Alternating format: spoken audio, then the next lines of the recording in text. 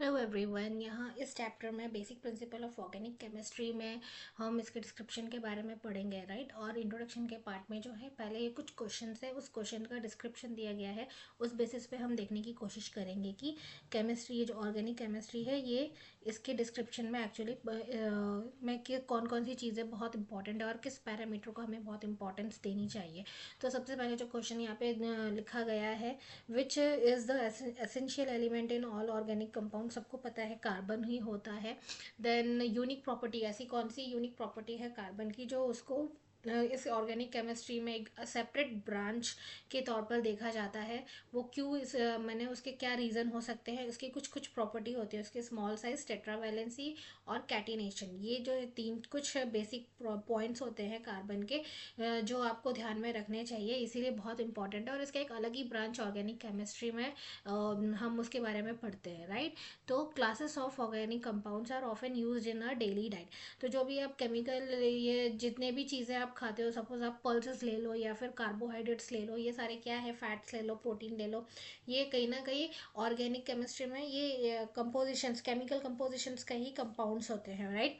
Then introduction में क्या बोला गया है एग्जैक्टली यहाँ पर, अगर आप किसी छोटे से छोटे मॉलिक्यूल को देखो या किसी कंपाउंड को देखो जो कार्बन से रिलेट करता है, या फिर मिलियंस जो भी कार्बन एटम का कंपोजिशन होता है डीऑक्सीराइबोन्यूक्लिक एसिड में, वहाँ तक उसमें क्या है, कार्बन का जो कंपोजिशन है वो बहुत ज़्यादा है। और क्यों इसे इम्पोर्टेंस दी गई है, इस तरह से कंपेयर क्यों किया गया है।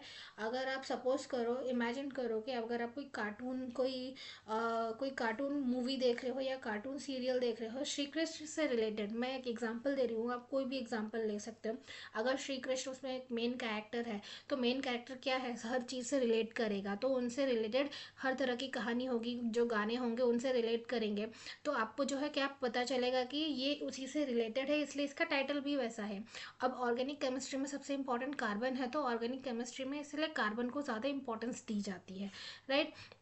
ऑर्गेनिक केमिस्ट्री के अंदर बहुत सारी चीज़ें ऐसी आती हैं जो कार्बन के अलग अलग उनके स्ट्रक्चर, अलग अलग उनके प्रॉपर्टीज़, कैरेक्टरिस्टिक्स, उनके हर तरह की चीज़ों को जो है डिस्क्राइब किया गया है। बिल्कुल ऐसे ही अगर आप मेन कैरेक्टर श्री कृष्ण जी को लेंगे किसी भी चीज़ में, तो वो उससे रिलेट करते हैं, और रिलेट करेंगे तो आपको पहचानने में, आइडेंटिफाई करने में बहुत आसानी होगी कि ये इनका एक अलग ही ये चैप्टर है उससे रिलेटेड, और उनसे रिलेटेड अलग ही कहानियाँ हैं जो उसके बारे में बताती है, राइट। तो कार्बन इसीलिए अलग इस चैप्टर को लिया गया है, और इसको बहुत बड़े लेवल पे डीएनए के साथ कंपेयर भी किया गया है। तो कंपोजिशन जो यहाँ पे क्रूड ऑयल है, फार्मास्यूटिकल इंडस्ट्रीज में जितने भी दवाइयाँ हैं, आपकी मेडिसिन है, तो वो क्या है, हाइड्रोकार्बन्स उसमें कंपोजिशंस होता है, वो भी क्या है, ऑर्गेनिक केमिस्ट्री का एक पार्ट है। वो भी बहुत इंपॉर्टेंट रोल प्ले करता है हमारी लाइफ में, राइट। राइट। देन उसके बाद जो है यहाँ पे कुछ तरह की इंफॉर्मेशन है। अगर आप कोई भी केमिकल, जैसे ग्लूकोज है, वेनिलिन है, कैम्फर है, इनके अगर आप स्ट्रक्चर्स देखेंगे, तो उसमें भी जो है आपको हाइड्रोकार्बन का कंपोजिशन मिलेगा। और इसमें हाइब्रिडाइजेशन स्टेट में सिग्मा बॉन्ड, पाई बॉन्ड, उनके बीच में बॉन्ड का क्या रोल है, उस बारे में भी आपको थोड़ी सी जानकारी होनी चाहिए, राइट। जैसे एस ऑर्बिटल होते हैं, पी ऑर्बिटल होते हैं, राइट। तो एस पी ऑर्बिटल जब आपस में मिलते हैं, तो वो जिस तरह से आपस में मिल रहे हैं, अगर लीनियर वे में मिल रहे हैं या फिर उनका जो एक्स वाई एक्सिस या जेड एक्सिस पे मिल रहा है, तो वो कौन सा बॉन्ड बनाते हैं, और किस एक्सिस पे बनाने पे या किस तरह से बॉन्ड बनाने पे कौन सा बॉन्ड उनमें बन रहा है, कौन सा इलेक्ट्रॉन शेयर हो रहे हैं, राइट। ये सारी थोड़ी थोड़ी जानकारी जो बेसिक है वो आपको पता होनी चाहिए। फिलहाल यहाँ पर इंट्रोडक्शन के बाद जो स्ट्रक्चरल रिप्रेजेंटेशन है ऑफ ऑर्गेनिक मॉलिक्यूल का, वो हम देखेंगे। तो यहाँ पर क्या है, पहले भी आप लोग हाइड्रोकार्बन के कंपोजिशन के कुछ जो है स्ट्रक्चरल फार्मूला आप लोग ने पढ़े होंगे, राइट। तो यहाँ पर क्या है, मीथेन मीथेन जो है, मीथेन का स्ट्रक्चर दिया गया है। मीथेन का फॉर्मूला होता है CH4, तो C सेंटर में होता है, और H के जो मॉलिक्यूल होते हैं आपस में वो एक डैश से आप लोग रिप्रेजेंट करते हो, ठीक है, बॉन्ड से, सिंगल बॉन्ड से। और दूसरा जो तरीका होता है उसको रिप्रेजेंट करने का, वो कैसा होता है, ये जो सी है, सी सेंटर में रहेगा, एच जो है अपने पेयर के साथ जो है जितनी वैलेंसी इसकी इलेक्ट्रॉन होती है वो उनके साथ हाइड्रोजन के साथ जो अपने ऑक्टेट को बैलेंस करने के लिए जो फुलफिल होते हैं उसके इलेक्ट्रॉन, उनके साथ वो किस तरह से रिप्रेजेंट किया जाता है, right. Now condense formula, condense formula में क्या है, अगर आप ईथेन है तो ईथेन को आप कैसे लिखोगे, CH3 डैश या उनका बॉन्ड CH3 CH3 CH3, ठीक है। तो इसको डायरेक्ट ऐसे लिख सकते हैं, एग्जाम्पल के तौर पे भी हम इसको देखेंगे। Then bond line formula, bond line formula में होता क्या है, CH3 का जो है जिगजैग फार्मूला होता है। अगर सपोज आप इथेन को ही ले लो, CH3 है तो इसका जो है जिगजैग एक माउंटेन की तरह जो दो पार्ट है CH3 माउंटेन की तरह नहीं, सॉरी, एक ही लाइन आएगी स्लैंटिंग पोजीशन में, जहाँ पर एक लाइन जो है CH3 को रिप्रेजेंट करेगी, दूसरी CH3 को रिप्रेजेंट करेगी, और ये जो माउंटेन के साथ जो है ये फंक्शनल ग्रुप इसमें लगा हुआ है, तो ये क्या हो जाएगा, C2H5OH, राइट। एक H जो है वो बैलेंस हो जाएगा, तो C2H6 की बजाय क्या हो जाएगा, एक हाइड्रोजन हट जाएगा जो OH से बैलेंस होके उसमें फंक्शनल ग्रुप अल्कोहल का लग जाएगा, तो इथेनॉल हो जाएगा। देन उसके बाद हम और भी स्ट्रक्चरल फार्मूला देखेंगे। यहाँ पे जो पहला वाला एग्जाम्पल है, आपको इसमें पूरा एग्जाम्पल दिया है। सबसे पहला डैश फार्मूला दिया है, तो डैश फार्मूला बहुत आसान होता है। यहाँ पर ब्यूटेन का फार्मूला है। देन उसके बाद कंडेंस फार्मूला कैसे लिखना है, जो कंडेंस फार्मूला दो तरीके से लिखा जाता है, एक बॉन्ड के साथ, एक बिना बॉन्ड के साथ, आप ब्रैकेट के साथ लिखते हैं। देन एक जिगजैग फार्मूला है। तो सबसे पहले वाले को अगर आप देखोगे तो दूसरे वाला जो है आप उसको आइडेंटिफाई कर सकते हो। कैसे आइडेंटिफाई करोगे, सपोज यहाँ पर जो है ये जिगजैग लाइन के साथ दो बॉन्ड है, दो कोवेलेंट बॉन्ड के साथ वो लगा हुआ है, ठीक है, इनके जो जिगजैग बॉन्ड है। तो यहाँ पर ये वाला जो सबसे पहला वाला है CH3 है, ठीक है, CH है, दो बॉन्ड है, तो ये बैलेंस करने के लिए CH, तो ब्यूटीन हो जाएगा, ठीक है। अगर डबल बॉन्ड है तो इन वाला स्ट्रक्चर आएगा। अब इसको देख करके सेम यहाँ पर अगर आप लिखोगे इसका कंडेंस फॉर्मूला भी, तो क्या हो जाएगा, CH3, देन एफ पहला बॉन्ड आएगा, CH double bond CH, then single bond CH3, ठीक है ना। फिर उसके बाद अगर आप इसी को देख के लिखोगे तो क्या हो जाएगा, CH3 CH का ब्रैकेट में मैंने ब्रैकेट में 2 डबल बार आएगा वो, और CH3, और यहाँ पर 4 बार C आएंगे, लेकिन बीच में क्या है, डबल बॉन्ड आएगा, और उसके बगल में जहाँ पर CH3 है उस बॉन्ड के बैलेंस करते हुए उनकी कार्बन की जो वैलेंसी है उसको बैलेंस करते हुए जब आप H को लिखोगे तो CH3 CH2 double bond CH2 then CH3, right. तो बिल्कुल वैसे ही आप दूसरे वाले जो मिसिंग पार्ट है, दूसरे वाले माने कंपाउंड्स के, आप उनको भी लिख सकते हो, राइट। सबसे लास्ट वाला जो है आप इसको कैसे लिखोगे, सबसे लास्ट वाले में जिगजैग वाला जो फॉर्मूला आएगा उसमें जहाँ पे ट्रिपल बॉन्ड है आपको ट्रिपल बॉन्ड शो करना है, और जहाँ पे अल्कोहल का साइन, अल्कोहल के फंक्शनल ग्रुप आ रहे हैं उसको अल्कोहल का फंक्शनल ग्रुप को आपको शो करना है, ठीक है।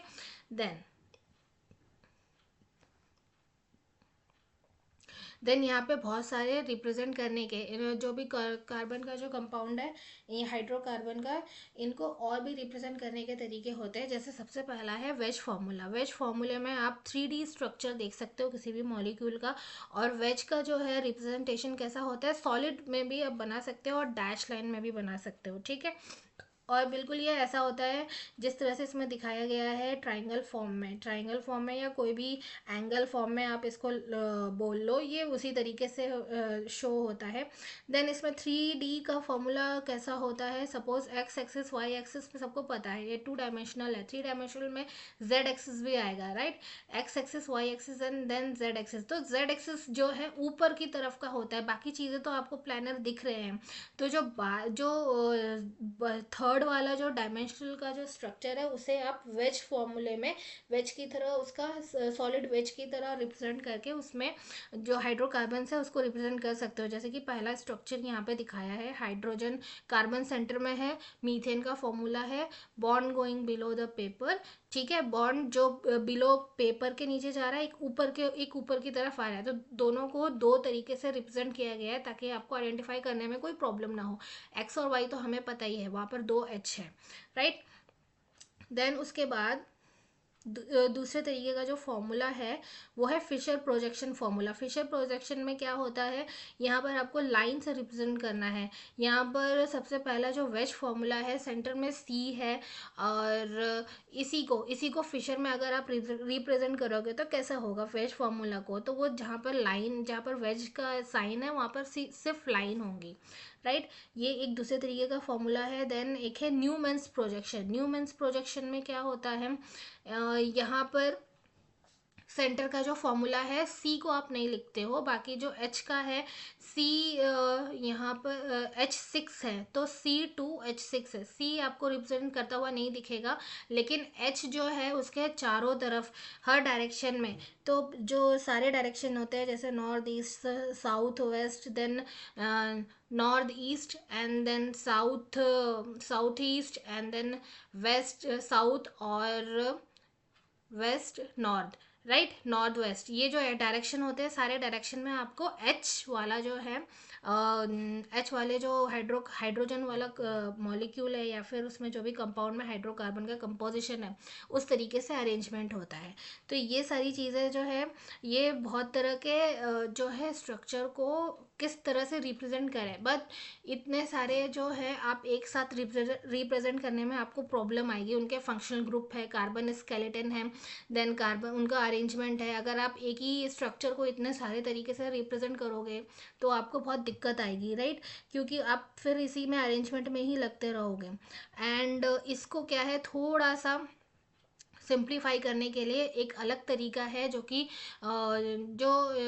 जैसे कि कंडेंस फार्मूला है, वो आप उस तरीके से रिप्रेजेंट कर सकते हो। जिगजैग फार्मूला है, वो क्या है, बहुत ही सिंप्लीफाई मैनर में फार्मूला है। अब यहाँ पर सी और सॉ हॉर्स और एंड्रायन एंड पर्सपेक्टिव का फॉर्मूला भी है, जिसमें सी हॉर्स की तरह आपको जो स्ट्रक्चर है उस वे में फॉर्मुलेट होंगे, जो कि C2H6 का फॉर्मूला है, बिल्कुल सी हॉर्स की तरह, सॉ हॉर्स की तरह जो झूला होता है उसके वे में ये रिप्रेजेंट किया गया है। तो ये भी जो है बहुत ज़्यादा जगह घेरता है और ज़्यादा टाइम लेता है, ठीक है, आपको इसमें टाइम लगता है इस तरह के अरेंजमेंट में। और यहाँ पे और भी तरीके के जो अरेंजमेंट है, जैसे फ्रेमवर्क मॉडल है, इसमें हेक्सागोनल कुछ स्ट्रक्चर आपको दिख रहे होंगे। Then ball and stick model है, ball and stick model hexagonal में उनमें कैसे अरेंज किया गया है। स्पेस फिलिंग मॉडल है।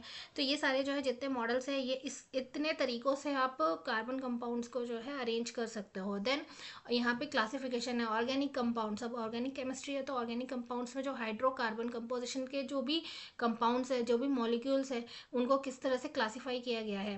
पहला है ए साइक्लिक, एलिफेटिक और साइक्लिक। ऑब्वियसली अगर एक साइक्लिक है तो दूसरा होगा ए साइक्लिक। साइक्लिक में यहाँ पर फिर क्लासीफाई किया गया है होमोसाइक्लिक और हेट्रोसाइक्लिक। जैसे सॉल्यूशन होते हैं होमो और हेट्रोजेनस, होमोजेनस, बिल्कुल ऐसे ही है साइक्लिक का दो फॉर्म। देन होमोसाइक्लिक में एलिसाइक्लिक एरोमेटिक है, एंड हेट्रोसाइक्लिक में हेट्रोसाइक्लिक और हेट्रोसाइक्लिक नॉन एरोमेटिक है।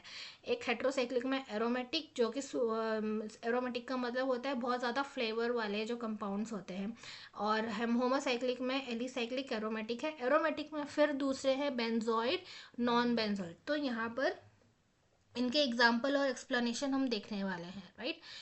Then the carbon bonded to each other lie in the core of an organic molecule and are described as a carbon skeleton of the molecule। ठीक है, तो जो carbon जो है core में होता है, यानी कि सेंट्रलाइज्ड एक मॉलिक्यूल होता है और अपने हाइड्रोकार्बन के कंपोजिशन में, उसको हम कैसे उसके शेप को और साइज को अलग अलग वैरायटी में मैंने देख सकते हैं। एलिसाइक्लिक और ओपन चेन कंपाउंड्स में सबसे पहले बोला है तो प्रोपेन का, ठीक है। अगर आप ये प्रोपेन है, ये जितने भी एलिसाइक्लिक और स्ट्रेट चेन में आप देखो तो एन प्रोपाइल अल्कोहल और आइसोब्यूटेन ब्रांच चेन, यहाँ पे एक स्ट्रेट चेन है और एक ब्रांच चेन है। तो प्रोपेन का स्ट्रक्चर में ऑब्वियसली प्रोप है तो 3 कार्बन होंगे, और उसके बाद जो है वैलेंस को कार्बन की वैलेंसी को फुलफिल करते हुए, उनके ऑक्टेट को बैलेंस करते हुए आप जब उसका स्ट्रक्चर लिखोगे तो वो CH3 CH2 CH3 हो जाएगा। एन प्रोपाइल अल्कोहल, यहाँ पे प्रोपाइल एक फंक्शनल ग्रुप अल्कोहल लगा है, तो यहाँ पे क्या हो जाएगा, एक जहाँ पर CH3 है वहाँ पर एक जगह OH अटैच हो जाएगा। देन आइसोब्यूटेन में एक जो CH3 का ग्रुप है वो नीचे की साइड आ जाएगा, राइट।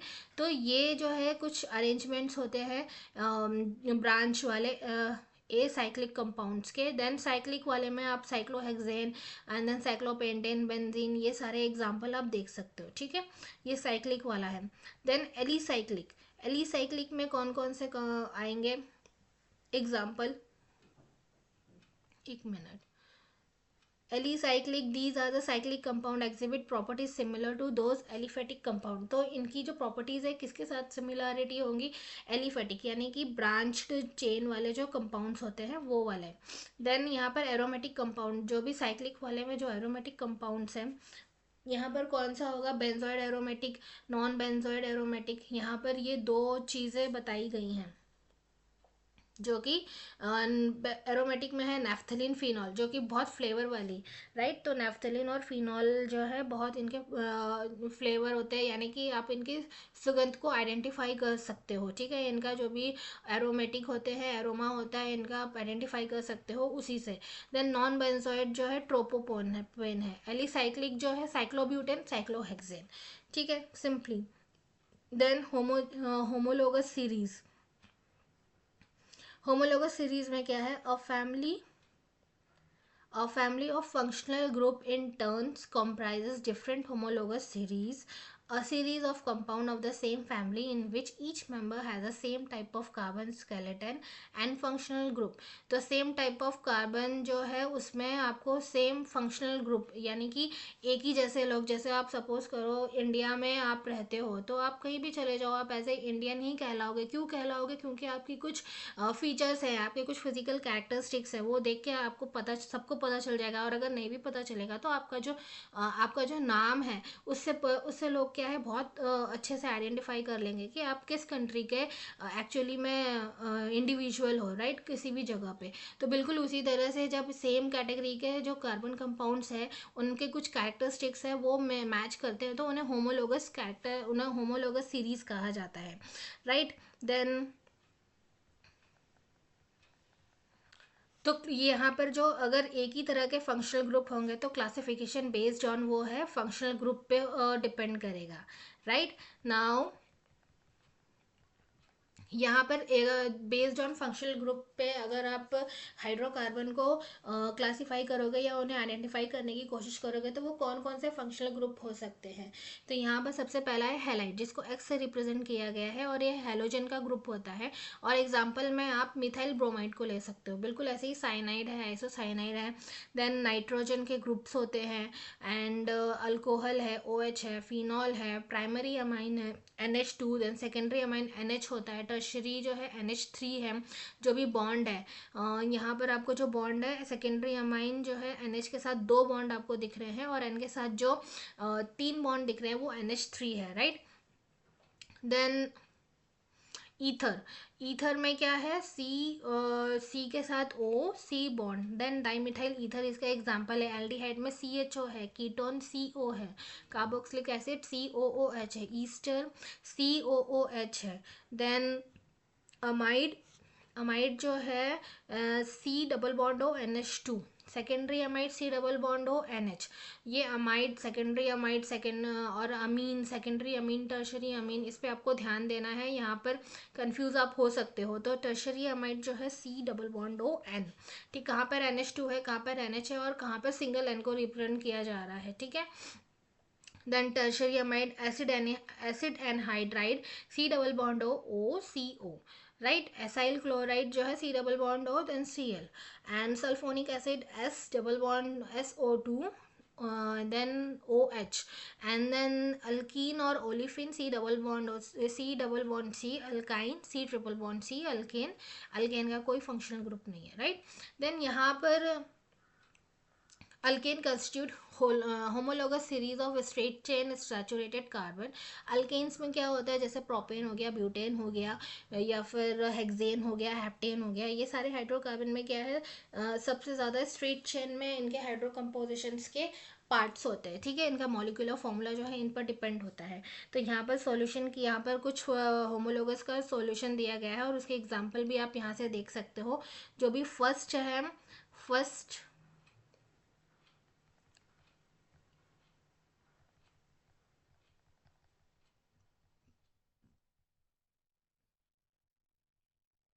पहला वाला फर्स्ट होमोलॉग है यहाँ पर CH4, देन सेकेंड है होमोलॉग CH3। ठीक है, दूसरा वाला कैसे हो जाएगा, मीथेन, इथेन, ब्यूटेन, राइट। तो ये ब्रांच चेन में कंटिन्यूअस होता रहेगा, हेक्सेन, हेप्टेन, राइट। यहाँ पर ये ऐसे ये बताया गया है ब्रांच चेन में होमोलोगस की प्रॉपर होमोलोगस के सीरीज को। देन स्ट्रक्चरल फॉर्मूला, कुछ चीज़ों का अगर आप जैसे एग्जांपल लिखोगे, इनका स्ट्रक्चरल फॉर्मूला आप कैसे लिख सकते हो।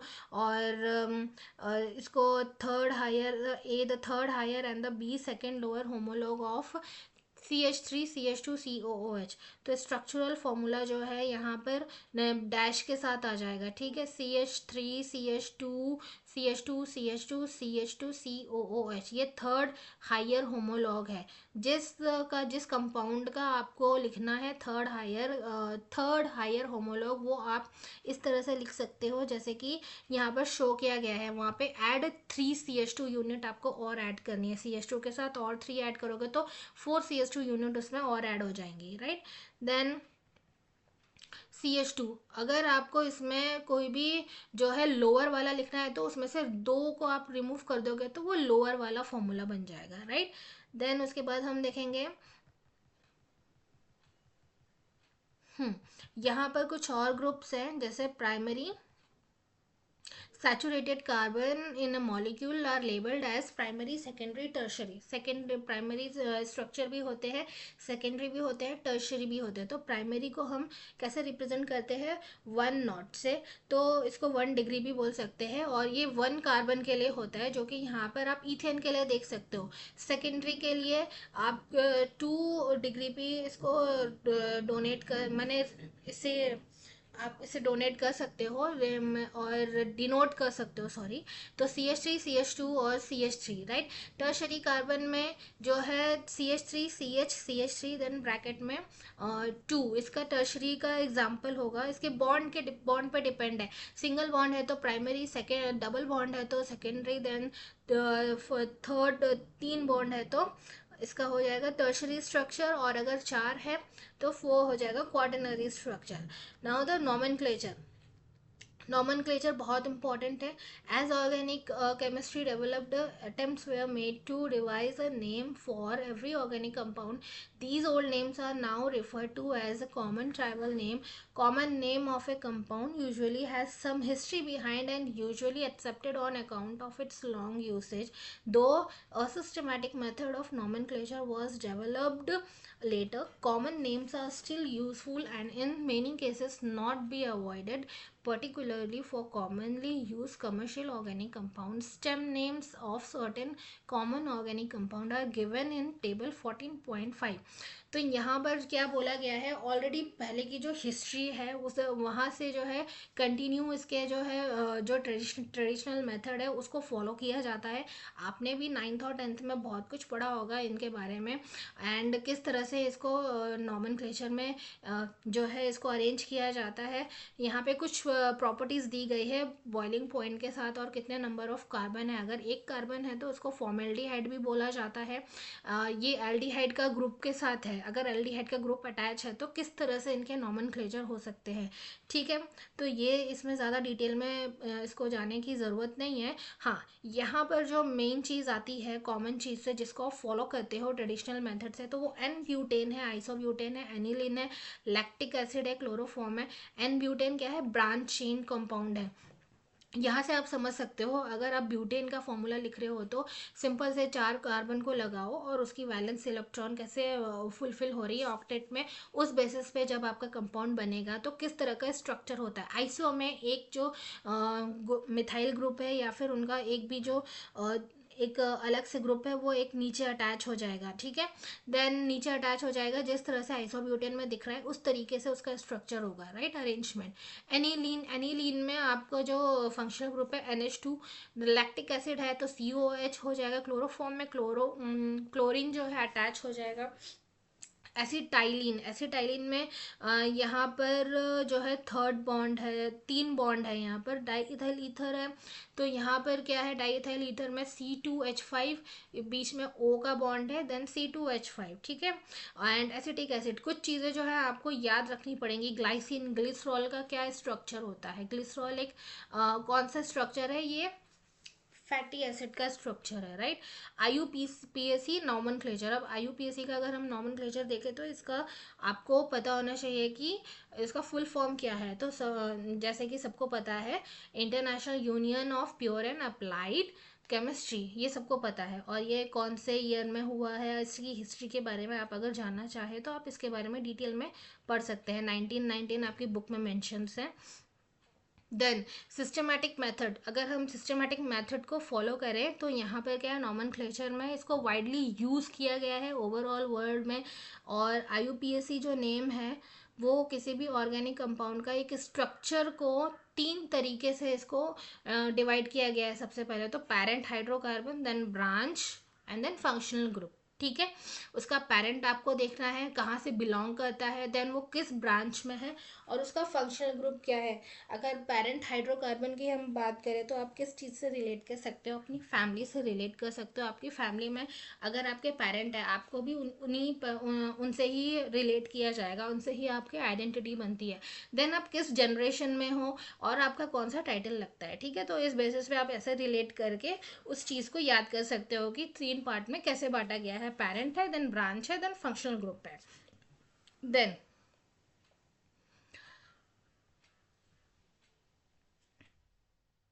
और जब IUPAC का आप नाम नॉमेनक्लेचर को कंसिडर करते हो तो saturated, unsaturated hydrocarbon, simple monocyclic hydrocarbon, simple mono and polyfunctional compounds जो है, और सब्स्टिट्यूट बेंजीन्स है, वो कैसे आप उसको डिनोट करोगे, उस चीज़ के बारे में हम आगे अभी पढ़ने वाले हैं, राइट। तो यहाँ पर इस टेबल में ये बहुत इंपॉर्टेंट चीज़ है जो मेंशन है, मीथेन को आपने कैसे रिप्रेजेंट किया है, ethane, propane, butane.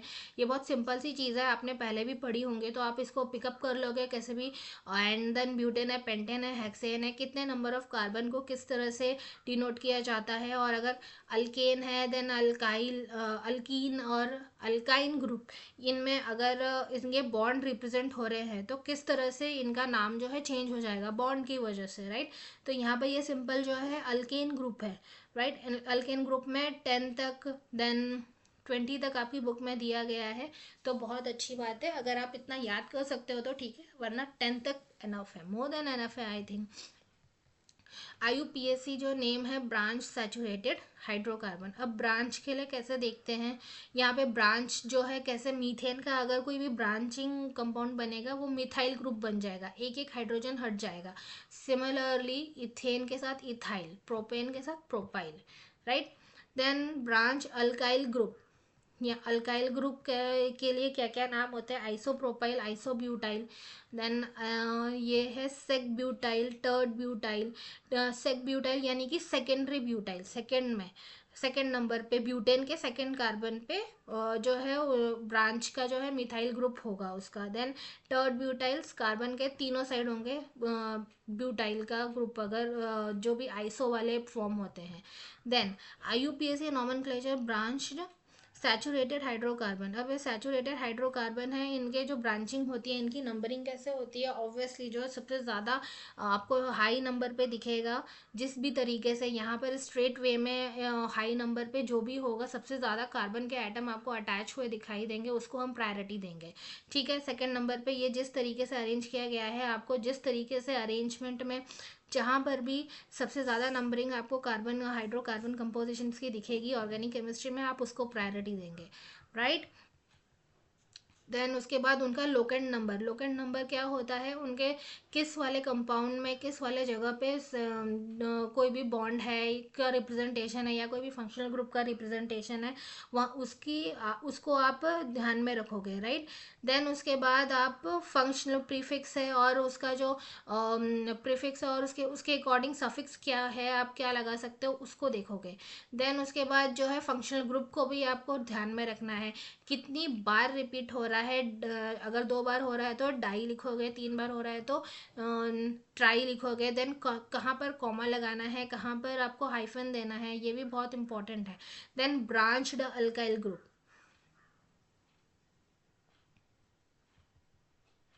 Branched alkyl group में आप कैसे रिप्रेजेंट करोगे, जैसे यहाँ पर दिया है 1,2 di methyl propyl, 1,1,3 tri methyl butyl. तो जितनी बार मिथाइल ग्रुप को रिपीट किया गया है वो उतना डाई ट्राई में वो कन्वर्ट हो गया है, ठीक है। यहाँ पे मल्टीपल बॉन्ड है, प्रॉपर नंबरिंग, नंबरिंग कहाँ से होगी, अगर बॉन्ड फॉर्मेशन आ रहा है बीच में, अल्कीन का आ रहा है या अल्काइन का आ रहा है, तो जहाँ से बॉन्ड का नंबरिंग जो है शॉर्ट मैंने बहुत सबसे पहले आ जाए, जिसकी प्रायोरिटी देने में आपको पहला नंबर लगे, वहाँ से आप उसकी नंबरिंग करोगे, राइट। देन उसके बाद स्ट्रक्चरल फॉर्मूला है, यहाँ पर मिथाइल 2 मिथाइल ब्यूटेन का कैसे आप लिखोगे, 2 मिथाइल प्रोपेन का कैसे लिखोगे, तो यहाँ पर जो थर्ड वाला है इसका क्या हो जाएगा, इसका नाम ऑब्वियसली यहाँ पर कितने नंबरिंग ऑफ कार्बन है, कितना ज़्यादा बार आ रहा है, 1 2 3 4, अगर हम ये लेते हैं तो ये 4 ही नंबर आ रहे हैं, ठीक है। यहाँ से भी अगर हम इसको ले तो ये 4 आ रहे हैं, तो ब्रांचिंग वाला स्ट्रेट वाला हम लेंगे तो ऑब्वियसली ये है तो ब्यूटेन, राइट। इसमें कितनी बार आ रहा है, 1 2 3, तो ये हो जाएगा 1 2 3 ट्राईमिथाइल ब्यूटेन इसका नाम। और बाकी के नंबरिंग, बाकी के भी एग्जाम्पल आप इसी तरीके से कर सकते हो, राइट। C2H5 कौन सा हो जाएगा, C2H5 is a ethyl group, right. Ethyl group के साथ उस तरीके की आपकी कंपोजिशन या उसके नॉमेनक्लेचर आपको उसी तरीके से बनानी होगी। देन ट्रिपल बॉन्ड जहाँ पर है उस तरीके से आप देखोगे, फर्स्ट ब्रांचिंग आप देखोगे, देन डाईन है या डाई आइन है वो बॉन्ड के हिसाब से आप देखोगे, राइट।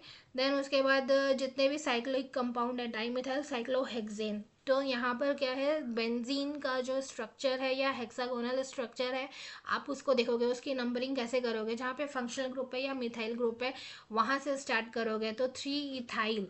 अब यहाँ पे नॉमेनक्लेचर में जो क्या आ जाएगा, अल्फ़ाबेटिकल ऑर्डर भी आ जाएगा इसमें। अल्फ़ाबेटिकल ऑर्डर जब आप देखोगे तो इथाइल पहले आएगा, ठीक है, alcohol group cyclohexane, 3 ethyl 1 dimethyl cyclohexane.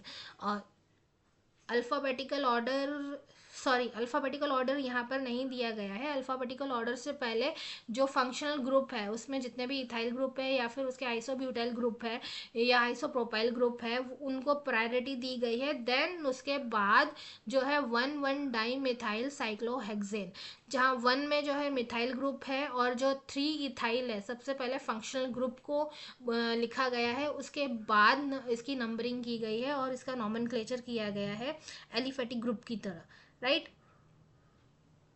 Then 3 cyclopropyl hexane, ये एक सिंपल सा एग्जांपल है, आप इसके थ्रू भी समझ सकते हो।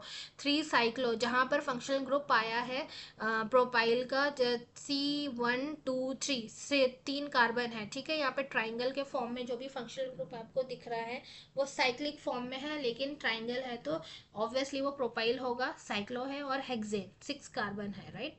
देन फंक्शनल ग्रुप, जब फंक्शनल ग्रुप ऐड हो जाते हैं तब कैसे आपको नॉमेनक्लेचर करना है। COH है तो ओइक एसिड हो जाएगा, COR है तो OH हो जाएगा, alkoxy carbonyl, and then COCl है तो क्लोरोकार्बोनाइल हो जाएंगे।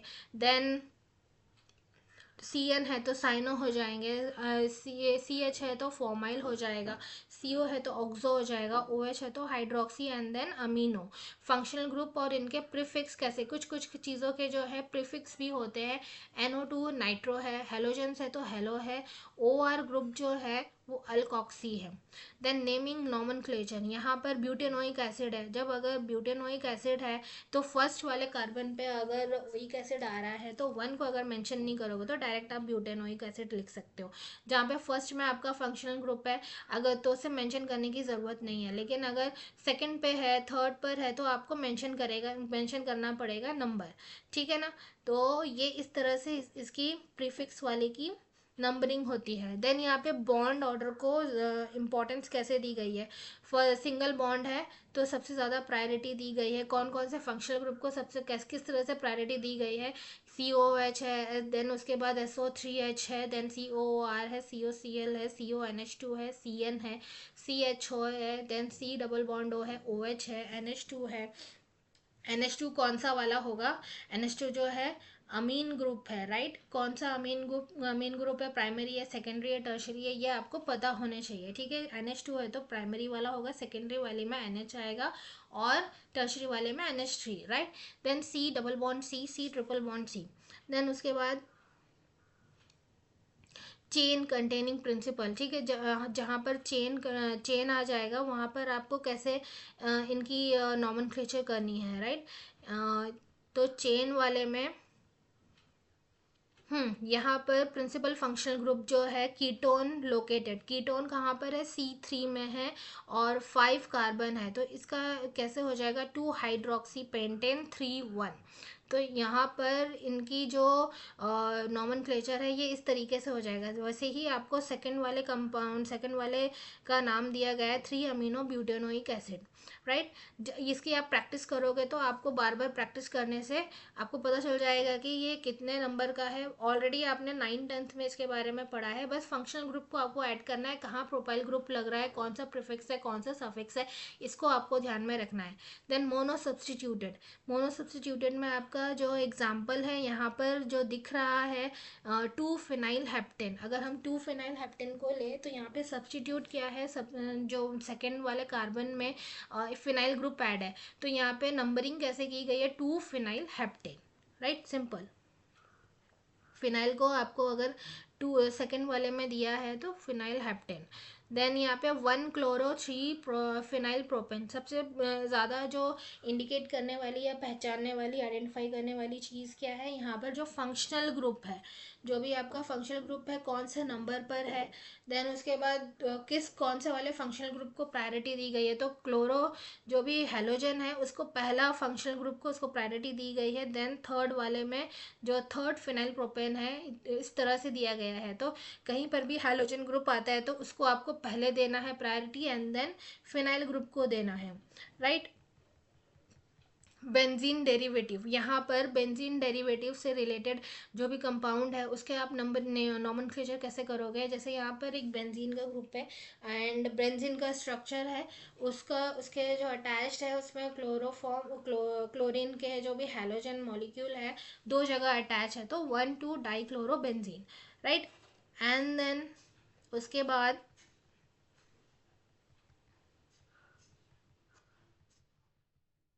हम्म आइसोमेरिज्म, आइसोमेरिज्म के स्ट्रक्चर, अब इतने सारे स्ट्रक्चर है तो इनकी अपनी कैरेक्टरिस्टिक, अपनी प्रॉपर्टीज होंगी। आइसोमेरिज्म में होता क्या है? जनरली आइसोमेरिज्म का फॉर्मूला क्या होता है?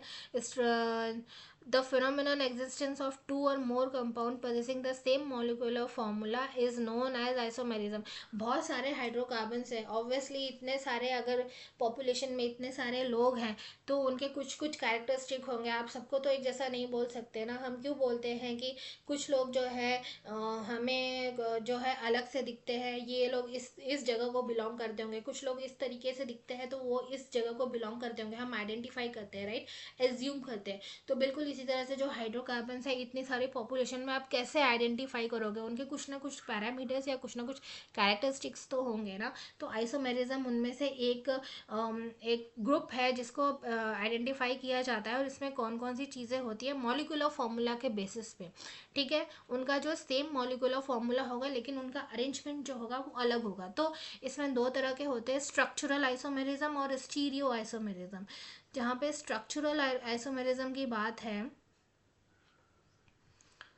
स्ट्रक्चरल आइसोमेरिज्म में अगर 2 और 2 से ज़्यादा जो कंपाउंड है उनका सेम मॉलिक्यूलर फॉर्मूला है लेकिन डिफरेंट स्ट्रक्चर है तो वो स्ट्रक्चरल हो जाएगा, ठीक है ना। अब इसमें कौन से फॉर्म आते हैं? इसके भी क्लासिफिकेशन है, चेन आइसोमेरिज्म। चेन आइसोमेरिज्म में ऑब्वियसली स्ट्रेट स्ट्रक्चर होगा। अब यहाँ पर जो है इसका क्लासिफिकेशन आ जाएगा आइसोमेरिज्म का, जो 2 स्टीरियो आइसोमेरिज्म है, ज्योमेट्रिकल आइसोमेरिज्म और optical isomerism. Chain isomerism, positional, then functional, metamerism, tautomerism.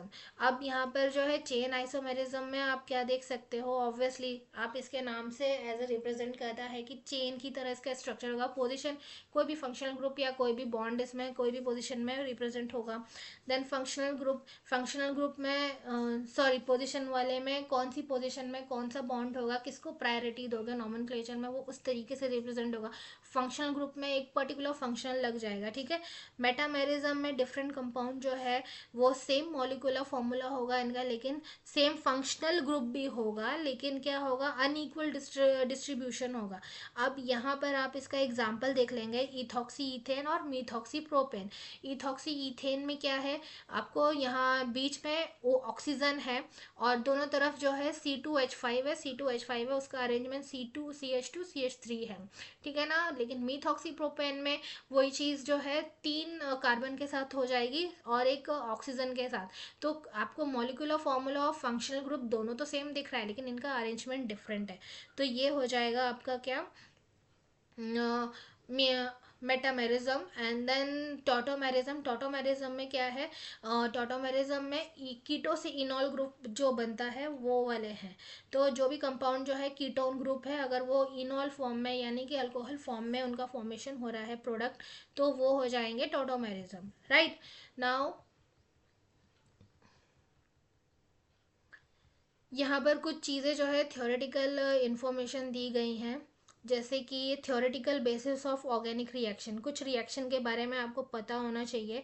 तो यहाँ पर ऑर्गेनिक रिएक्शन के बारे में बताया गया है, जब भी कोवेलेंट बॉन्ड होते हैं, जैसे कि सी डबल बॉन्ड सी है, सी सिंगल बॉन्ड सी है, इनमें क्या है, म्यूचुअल शेयरिंग होती है आपस में। जब ये अपने ऑक्टेट में इलेक्ट्रॉन्स को फुलफिल करते हैं अपनी वैलेंसी में, तो ये क्या है, कंपाउंड और ये जो भी हाइड्रोकार्बन और ऑर्गेनिक केमिस्ट्री के जितने भी कंपोजिशंस है, जो भी फॉर्मेशन हो रही है, इनकी अरेंजमेंट हो रही है, इनकी जो भी कैरेक्टरिस्टिक्स है, ये क्या है, एक तरह का एक रिएक्शन हो रहा है इनमें, कहीं से तो रिएक्टेंट हो रहे हैं और कहीं से तो प्रोडक्ट बन रहा है, राइट। तो इनकी जो कोवेलेंट बॉन्ड की जो रिएक्शन जब होती है, तो इसमें हीट एक्सचेंज होता है और जो कोवेलेंट बॉन्ड है वो ब्रोक होकर न्यू कोवेलेंट बॉन्ड बनाता है, तो कहीं तो एनर्जी एक्सचेंज हो रही है, राइट। तो यहाँ पर सबस्ट्रेट भी है, रिएजेंट भी है और इनका प्रोडक्ट भी बन रहा है। तो कुछ थ्योरेटिकल पार्ट है, जैसे यहाँ पे सबस्ट्रेट है और रिएजेंट है, तो रिएजेंट क्या है, Cl2 है, तो 2 क्लोरीन है, ऑब्वियसली एक एक क्लोरीन करके जब पहला वाला रिएजेंट जो है सबस्ट्रेट के साथ रिएक्ट करेगा और इसमें जो H म्यू है, अल्ट्रा वायलेट रेज के प्रेजेंस में जो है ये प्रोडक्ट बनाएगा, तो एक CH3Cl प्रोडक्ट बनाएगा और एक बाई प्रोडक्ट बनाएगा HCl। तो प्रोडक्ट जो है मेन प्रोडक्ट है और बाई प्रोडक्ट जो है साइड में जो प्रोडक्ट बनता है दूसरे रिएजेंट से, उसके थ्रू बना है। तो इनमें जो है कोवेलेंट बॉन्ड का क्या रोल है, किस तरह से ये रिएक्ट कर रहे हैं दूसरे कंपाउंड के साथ और कैसे बाई प्रोडक्ट बना रहे हैं, राइट।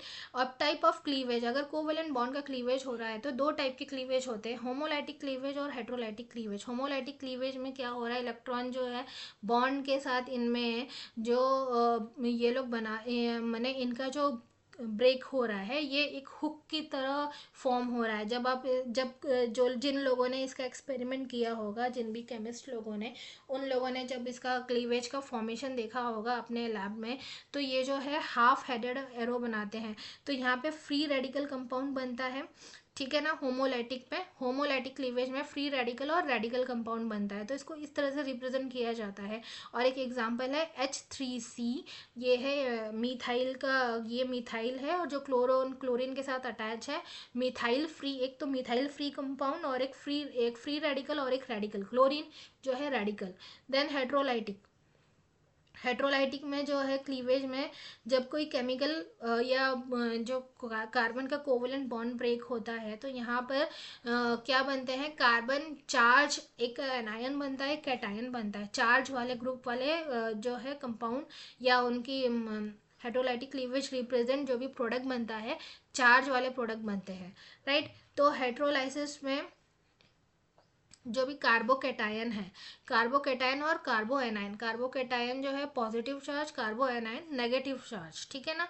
तो यहाँ पर ये किस तरह से shape of methyl carbo cation, जब आप इसका शेप देखोगे तो P Z orbital, obviously X Y axis हमें दिख रहा है, तो जो ऊपर की तरफ होगा तो वो जेड ऑर्बिटल जो है वो वहाँ पर पी ऑर्बिटल है, वहाँ से इलेक्ट्रॉन जो है इनकी शेयरिंग या फिर इनका जो भी आपस में म्यूचुअल शेयरिंग जो है और इलेक्ट्रॉन का डीलोकलाइज होना या डिस्प्लेसमेंट होना, वो सारी चीज़ें जो है इस फिनोमेना में अकर करती है। तो इनको क्या कहा जाता है, हेट्रोपोलर, पोलर, आयोनिक रिएक्शन। ये जो भी चीज़ें कोवेलेंट बॉन्ड के अंदर होती है, इलेक्ट्रॉन में जो भी इनका डिफ्रेंशिएशन होता है या फिर आपस में इनका कोवेलेंट शेयरिंग होती है, इलेक्ट्रॉन की पेयरिंग होती है।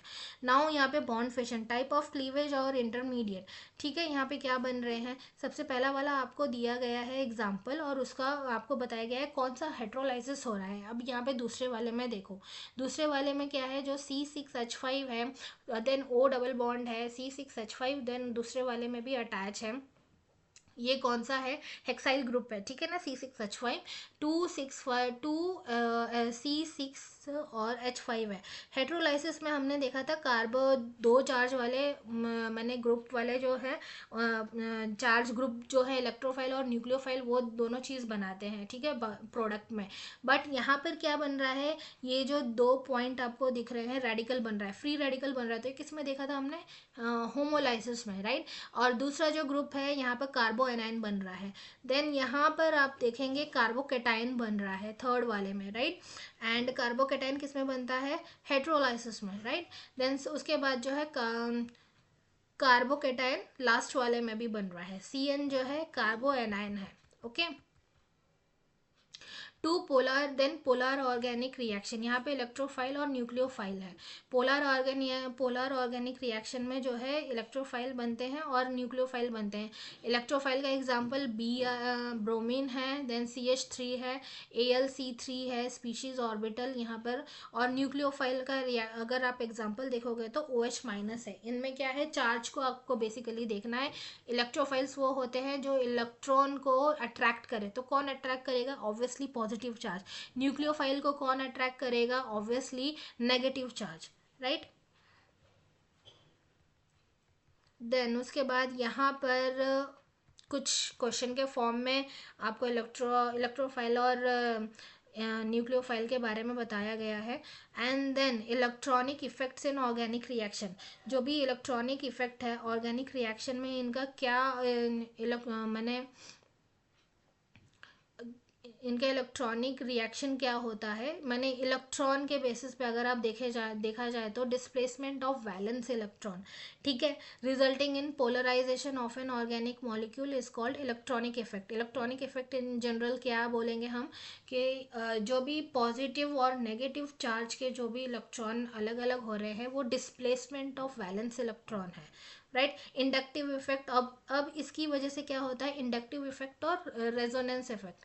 देन इंडक्टिव इफेक्ट में अगर आप देखा जाए तो क्या होगा, इंडक्टिव इफेक्ट में इन जनरल में जो ब्रांच चेन वाली हाइड्रोकार्बन होती है उसमें से जो है सारे चार्ज वाले जो मॉलिक्यूल होते हैं या बॉन्ड होते हैं या इलेक्ट्रॉन होते हैं, वो कैसे अपना इलेक्ट्रॉन को ट्रांसफर करेंगे, वो उसी ब्रांच में जो है चेन में जो है, यहाँ पर जैसे कि एग्जांपल CH3 CH2, उसी ब्रांच में उनका एक्सचेंज होगा, ठीक है, चार्ज। यहाँ पे Cl जो है सबसे ज़्यादा हाई इलेक्ट्रोनेगेटिविटी है, तो यहाँ पर क्या है, ये पॉजिटिव वाले को अट्रैक्ट करेगा।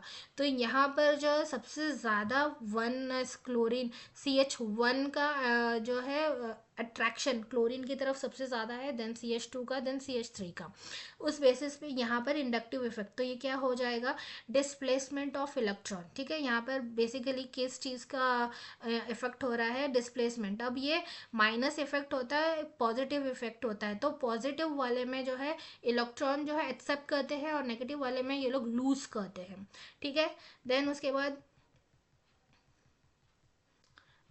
बाद ये बेंजीन का स्ट्रक्चर है, आपको सारे बॉन्ड की स्ट्रक्चर बताई गई है, टू इक्वल सारे बॉन्ड जो है जब आप इनको ऑब्जर्व करोगे, एक्सपेक्टेशन बॉन्ड लेंथ जब ऐसा देखा गया इंडक्टिव इफेक्ट के बाद, जो भी रेजोनेंस स्ट्रक्चर है, रेजोनेंस स्ट्रक्चर में बेंजीन को लिया जाता है, बेंजीन के स्ट्रक्चर में रेजोनेंस इफेक्ट का जब इफेक्ट देखा गया सारी बॉन्ड का, तो सारी बॉन्ड का जो लेंथ है केमिस्ट लोगों ने एक्सपेक्ट किया था कि वो अलग अलग आएगा, आएगा, लेकिन वो आया कैसे, सेम आया। तो सारे जहाँ पर बेंजीन का स्ट्रक्चर जहाँ डबल बॉन्ड है वो सोच रहे थे उसका लेंथ अलग आएगा, जो सिंगल बॉन्ड है उनकी लेंथ अलग आएगी, बट एग्जैक्टली हुआ क्या, एट द एंड सबकी सेम लेंथ आई। तो इस बेसिस पे अगर देखा गया तो रेजोनेंस इफेक्ट जो है वो बॉन्ड के थ्रू, अगर आप एंटी क्लॉकवाइज अगर आप घूमते हो, बॉन्ड का जो एक्सचेंज होता है इलेक्ट्रॉन का, तो वो सबसे प्लस आर इफेक्ट होगा, और माइनस जो भी दूसरा वाला होगा वो माइनस आर इफेक्ट होगा, यानी कि माइनस रेजोनेंस इफेक्ट वाला। ठीक है, तो यहाँ पे डी लोकलाइजेशन ऑफ किसका डिस मैंने कौन सा इलेक्ट्रॉन हो रहा है, पाई बॉन्ड्स, ठीक है, कॉन्जुगेटेड सिस्टम में, एंड सॉरी कॉन्जुगेटेड नहीं, इलेक्ट्रॉन्स में यहाँ पे पाई बॉन्ड का डी लोकलाइजेशन हो रहा है। देन यहाँ पर एक और एग्जांपल है आपका कॉन्जुगेशन, ठीक है, लास्ट वाला आई थिंक कॉन्जुगेशन है, हाइपर कॉन्जुगेशन। तो जो जितना मैंने बताया है रेजोनेंस और इंडक्टिव इफेक्ट को, उतना ही आप कॉन्सेप्ट लेके अगर आप ये थ्योरी पढ़ेंगे तो आपको समझ में आ जाएगा, राइट। देन उसके बाद resonance, yes, electronic effect, and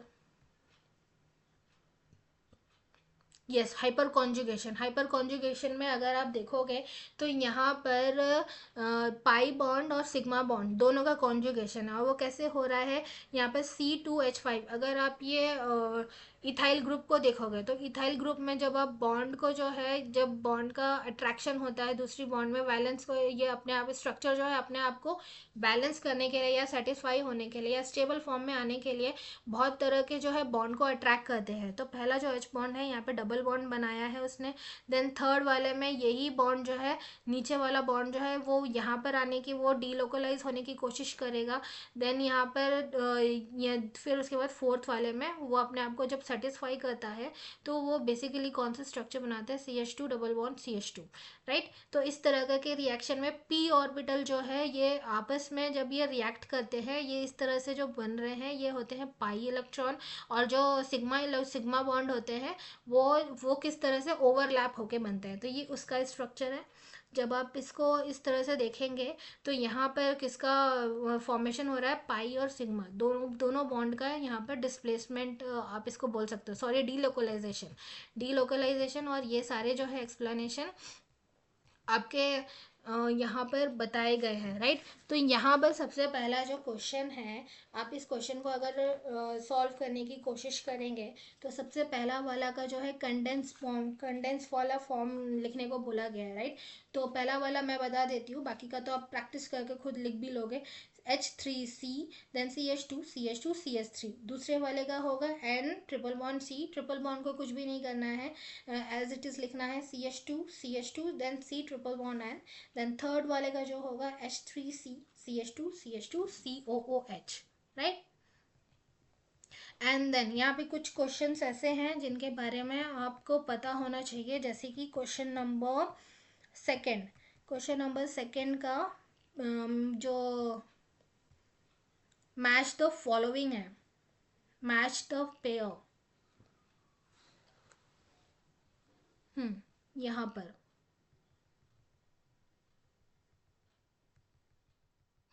यहाँ पर जो है इंडक्टिव इफेक्ट, हाइपर कॉन्जुगेशन और रेजोनेंस इफेक्ट। यहाँ पर जो इंडक्टिव इफेक्ट है इसका आंसर आएगा डिस्प्लेसमेंट ऑफ सिग्मा इलेक्ट्रॉन, ठीक है। इंडक्टिव इफेक्ट मैंने क्या बताया था कि जो भी ब्रांच चेन वाली जो भी स्ट्रक्चर होती है उसमें से जो इलेक्ट्रोनेगेटिव वाली जो भी हैलोजन ग्रुप अटैच होगी वहाँ से कैसे अट्रैक्ट हो रहा है, तो वो लीनियर फॉर्म में उनका जो है ट्रांसफर होगा, डिस्प्लेसमेंट होगा, वो डिस्प्लेसमेंट ऑफ सिग्मा इलेक्ट्रॉन का होगा, ठीक है। और ये सिग्मा और पाई इलेक्ट्रॉन कैसे हो रहे हैं, हाइब्रिडाइजेशन से इनकी जो स्ट्रक्चर बनती है खुद को स्टेबलाइज करने की, उसके थ्रू होता है। अगर sp बन रहे हैं, ओवरलैप हो रहा है तो सिग्मा होता है, और अगर साइड से ही अट्रैक्ट कर रहे हैं p ऑर्बिटल को तो वो पाई इलेक्ट्रॉन होते हैं, ठीक है ना, इतना याद रखिए।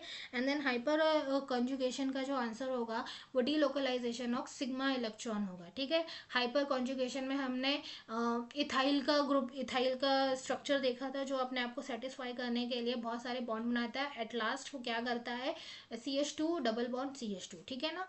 देन उसके बाद रेजोनेंस इफेक्ट, रेजोनेंस में डीलोकलाइजेशन ऑफ पाई इलेक्ट्रॉन, जिसमें बेंजीन के स्ट्रक्चर को लिया जाता है वो एंटी क्लॉकवाइज, अगर आप उसके बॉन्ड को देखो तो हर तरफ से घूम करके वो अपने आप को स्टेबलाइज फॉर्म में जब लेके आता है तो उसका जो डीलोकलाइजेशन होते हैं वो मैंने एक जगह से दूसरी जगह डीलोकलाइज हो रहा है, राइट। तो वो अपनी जगह से हट के दूसरी जगह जा रहे हैं तो वो पाई इलेक्ट्रॉन हो गए, राइट। तो इतनी सारी चीज़ें आपको पता होनी चाहिए। देन यहाँ पर कौन सा जो है यहाँ पर राइट, ट्रू और false, correct the false statement, अगर ये आपको चैप्टर का पूरा समझ में आया है तो आप इसको आसानी से करोगे। ये फॉल्स है कि ट्रू है। Homolytic fission involves unsymmetrical breaking of a covalent bond. Homolytic में हमने क्या पढ़ा था, एक हेट्रोलाइसिस पढ़ा था और एक होमोलाइटिक। होमोलाइटिक में जो रेडिकल और फ्री रेडिकल, ठीक है ना, ये अनसिमेट्रिकल ब्रेकिंग है कोवेलेंट बॉन्ड का कि नहीं। हेट्रोलाइटिक फिशन रिजल्ट में फॉर्मेशन ऑफ फ्री रेडिकल।